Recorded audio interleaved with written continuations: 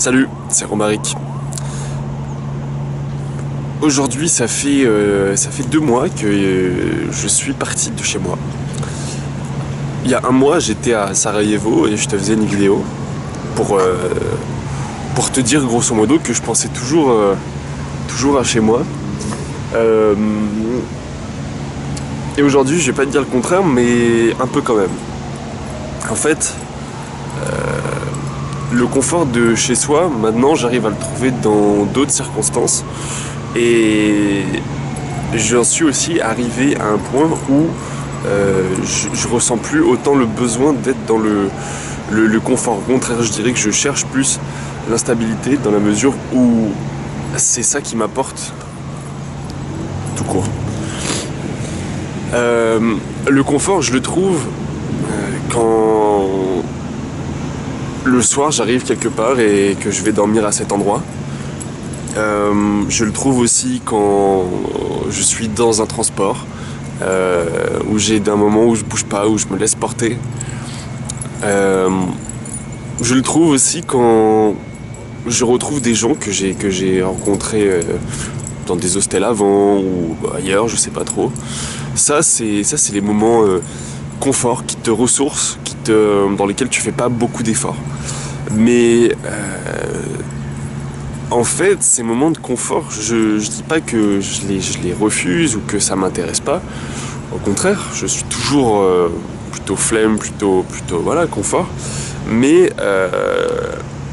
j'en suis aussi arrivé à souhaiter l'inattendu. J'en suis arrivé à un moment où l'inattendu, c'est sans doute la meilleure chose que je puisse retirer du voyage. Alors, comment je suscite, ou comment j'ai envie de susciter l'imprévu?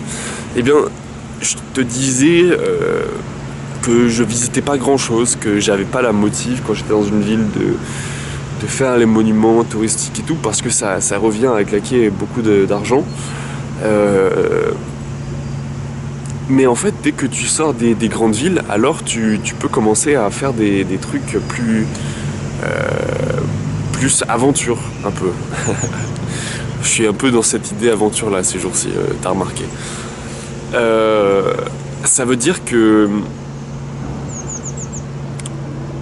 quand tu sors des grands axes, quand tu sors des grandes villes, des grandes lignes de transport, tu commences à devoir un peu t'adapter, à devoir te renseigner, essayer de parler avec des gens pour savoir, pour avoir une information, etc. Chose que quand tu arrives dans une grande gare pour aller de telle capitale à telle capitale, t'as pas vraiment besoin de faire, enfin, capitale ou grande ville.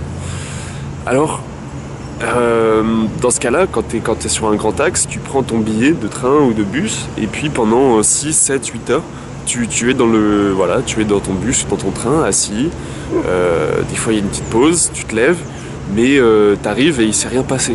T'as juste été 6 heures, 8 heures, 10 heures avec toi-même à juste réfléchir. Quand tu décides de sortir des grands axes pour aller, peu importe en fait ce que tu vas visiter, l'important encore une fois c'est pas la destination. Quand tu sors des grands axes,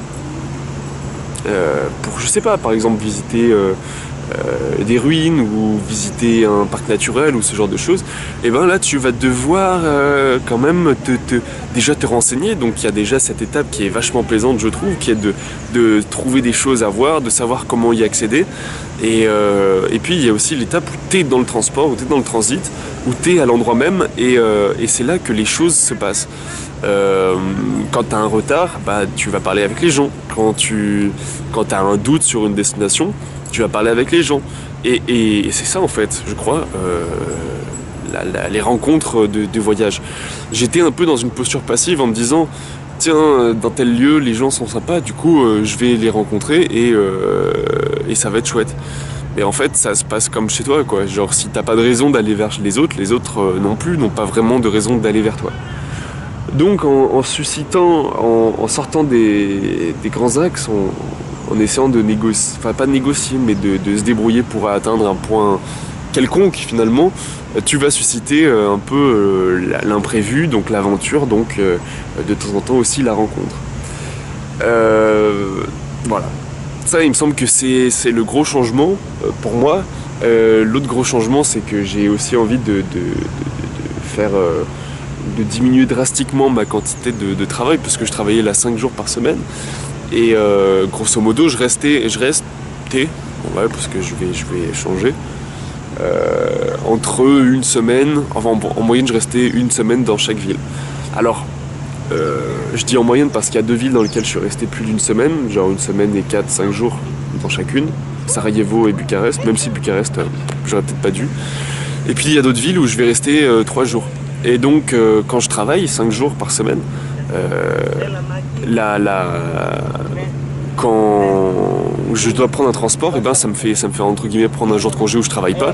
Et le week-end, j'ai qu'un jour, puisque j'ai aussi profité du dimanche généralement pour pareil refaire un trajet. Donc en fait dans la semaine j'ai un jour libre. Et les les jours de trajet, bah tu fais vraiment que ça, puisque le matin tu te lèves tôt pour pas louper ton bus ou ton train. Ensuite tu passes X heures, parce que c'est quand même assez long de rejoindre. Tu te rends compte que le monde est grand quand même, hein. Et les distances, la géographie comme ça, ouais, y a quand même pas mal de distance. Et puis et donc voilà, j'avais 15 jours vraiment pour profiter des endroits où j'étais. Après c'est marcher, c'est vivre, c'est être comme les gens. Mais est-ce que j'ai envie en fait de vivre la vie des citadins? Et ben la réponse c'est non. Les citadins, c'est plutôt des gens un peu sombres, un peu stressés, un peu moroses. En même temps, il faut les comprendre, hein, l'environnement est pas très très sain, tu vois, il y a des voitures de partout. Donc je suis pas sûr que ce soit un environnement propice même à la rencontre, à la découverte, même à la compréhension de nouvelles cultures. Donc voilà, je vais essayer de ne pas y rester trop longtemps, d'y aller parce que quand même dans les villes c'est là où il y a des trucs chouettes à voir. Et puis c'est vrai que quand t'es pas depuis longtemps dans un hostel, quand tu t'étais tout seul en mode aventure, bah là quand tu reviens dans un hostel t'as envie de partager, t'as vraiment envie. Alors c'est pas la même chose que d'aller de ville en ville, d'hostel en hostel, où là tu vas voir un peu toujours les mêmes personnes. Quand tu pars 3-4 jours et que tu rencontres des gens un peu comme toi qui voyagent, qui sont un peu dans ce délire, et ben là de nouveau t'as envie de partager avec eux, t'as envie de leur demander ce qu'ils ont fait, t'as envie de leur parler de ce que toi t'as fait, de ton débriefing quoi. Donc c'est ça la partie confortable en fait. Après chez moi je suis pas sûr d'être plus heureux, plus satisfait par ce que je pourrais avoir. C'est parce qu'en fait il commence à pleuvoir, du coup je pense que ça m'apporterait pas spécialement plus. Donc c'est pour ça que je fais un zoom sur ma tête. C'est pour ça que voilà, j'ai envie de plus tenter l'imprévu, de plus me sortir de cette zone où je suis agréable, je suis bien. Et voilà. Bon, avant que je sois tout trempé, voilà, c'était un peu mon bilan des 2 mois de voyage où je suis un peu lassé des villes, un peu lassé des autres voyageurs quand j'en vois trop.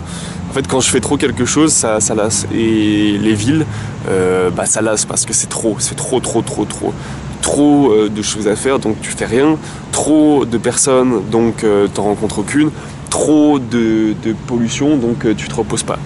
Voilà. Alors que c'est vrai que quand tu décides de te faire un petit truc, tu prévois pas vraiment, mais tu te laisses vivre.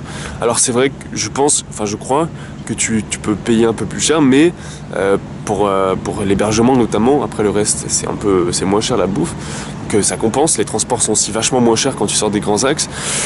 Donc voilà, c'est un compromis à trouver, un compromis à faire, et puis un compromis entre confort et aventure. Voilà.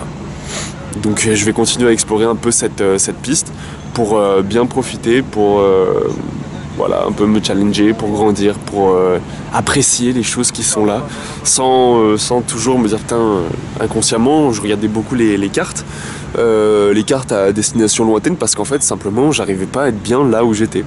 Pas que je sois mieux chez moi du coup, mais que j'arrivais pas à profiter des villes, des endroits dans lesquels j'étais. Parce que qu'est-ce que t'as à faire dans les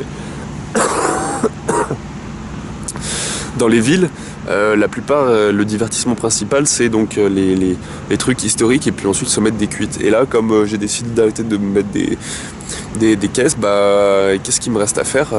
Des monuments, c'est vite fait, en 2-3 jours t'as fait le tour. J'ai pas envie de vivre la vie et des gens dans ces lieux crades, dans ces cancers citadins. Donc voilà, je vais plus me projeter vers la nature et vers la campagne, les trucs en dehors, les trucs un peu cachés, les trucs. Surtout que c'est la bonne période là, puisqu'on est quoi, bientôt en milieu de milieu fin de l'automne, donc y a vraiment personne, les couleurs sont belles, et puis voilà, il n'y a pas grand chose où il y a beaucoup de monde, donc c'est agréable, surtout de le faire la semaine. Donc voilà, pour ça il va falloir que je travaille moins, que je prévienne un peu le taf, mais bon, je pense que y a pas trop de soucis là-dessus, pour vraiment enjoyer au maximum ces quelques mois de voyage que j'aimerais bien transformer en vraie aventure. Voilà. Pour moi en fait, parce que je me sens tellement bien quand j'ai plein de courbatures, quand je suis fatigué, quand j'arrive à un endroit, je fais le kiff. Et puis comme ça, là, quand je rentrerai, j'aurai vraiment plein de matière à manger, à digérer. Même là, tu vois, je suis créatif en fait dans le moment où j'ai pas beaucoup de temps. Donc quand j'ai trop de temps, j'ai la flemme. Là, quand j'ai passé quelques jours à me promener, dès que j'avais un petit moment, tac tac, j'écris, je dessine. Et voilà, c'est parce que je me suis bien nourri, je me suis nourri de choses saines, c'est-à-dire nature, personne authentique, pas personne des villes. Et ça, bah ouais, ça nourrit son homme. Voilà. Bon, alors je te souhaite une belle journée. Et puis plein de belles choses, plein de bonnes choses, plein de joie et de découvertes aussi pour toi, pour ta créativité. Et puis voilà. Salut!